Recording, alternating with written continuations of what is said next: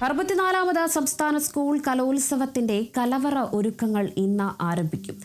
കലോത്സവത്തിന്റെ തലേദിവസം രാത്രി മുതൽ ഭക്ഷണം വിളമ്പും. മന്ത്രി കെ രാജൻ കലവറ സന്ദർശിച്ച് ഒരുക്കങ്ങൾ വിലയിരുത്തി. ഇത്തവണയും പഴയടത്തിന്റെ നേതൃത്വത്തിൽ വിഭവസമൃദ്ധമായ പാചകക്കൂട്ടാണ് തയ്യാറാകുന്നത്. സദ്യവട്ടങ്ങൾക്കാവശ്യമായ പച്ചക്കറികൾ മുതൽ എല്ലാ ഒരുക്കങ്ങളിലേക്കും കലോത്സവ കലവറ എത്തിക്കഴിഞ്ഞു. 13-ന് രാവിലെ മുതൽ കലവറ നിറയ്ക്കും.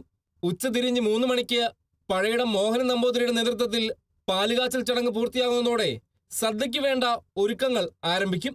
പച്ചക്കറികൾ അരിയിലും അടുപ്പ് കൂടലും തുടങ്ങി കലവറ സജീവമാകാൻ മണിക്കൂറുകളുടെ കാത്തിരിപ്പ് മാത്രം. അധ്യാപക സംഘടനയുടെ മേൽനോട്ടത്തിലാണ് കലവറയും ഭക്ഷ്യപ്പുരയും പ്രവർത്തിക്കുന്നത്. 600-ലധികം വരുന്ന അധ്യാപകർ ഫുഡ് കമ്മിറ്റിയുടെ ഭാഗമായി പ്രവർത്തിക്കും.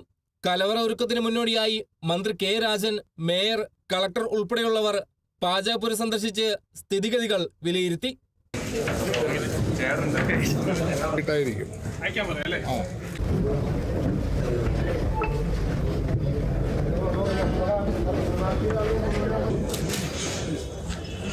നാലായിരം ആളുകൾക്ക് ഒരേ സമയം ഭക്ഷണം കഴിക്കാനും 5000 പേർക്ക് വരി നിൽക്കാനുമുള്ള പ്രത്യേക സൗകര്യവും ഭക്ഷണപന്തലിൽ ഒരുക്കിയിട്ടുണ്ട്. രാവിലെ എല്ലാ ദിവസവും 10,000-ലധികം ആളുകൾക്ക് ഭക്ഷണം ക്രമീകരിക്കും. ഉച്ചയ്ക്ക് 20,000 ആളുകൾക്കുള്ള ഭക്ഷണവും തയ്യാറാക്കും. ഭക്ഷ്യപ്പുര കുറ്റമറ്റ രീതിയിൽ വിപുലമായി പ്രവർത്തിക്കുമെന്ന് മന്ത്രി കെ രാജൻ പറഞ്ഞു. സ്വാഭാവികമായിട്ടും നേരത്തെ നമ്മൾ കണ്ട എൻട്രൻസിലൂടെ കുട്ടികളെ പ്രവേശിപ്പിച്ച് ഇൻഡോർ സ്റ്റേഡിയത്തിൻ്റെ പിറകിലേക്ക് കുട്ടികൾക്ക് ഭക്ഷണം കഴിച്ച് പോകാൻ കഴിയുന്ന വിധത്തിലുള്ള സൗകര്യമാണ് ഇപ്പോൾ ഒരുക്കിയിട്ടുള്ളത്. 13-ാം തീയതി രാവിലെ 9 മണിക്ക് കലവറ നിറയ്ക്കും.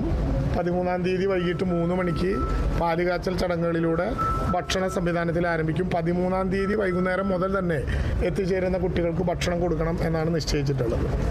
മത്സരങ്ങൾ നീണ്ടുപോയാലും എല്ലാ കുട്ടികൾക്കും വേണ്ടി രാത്രി 1 മണി വരെ കലവറ പ്രവർത്തിപ്പിക്കുമെന്ന് സംഘാടകർ അറിയിച്ചു. Kerala vision news, Thrissur.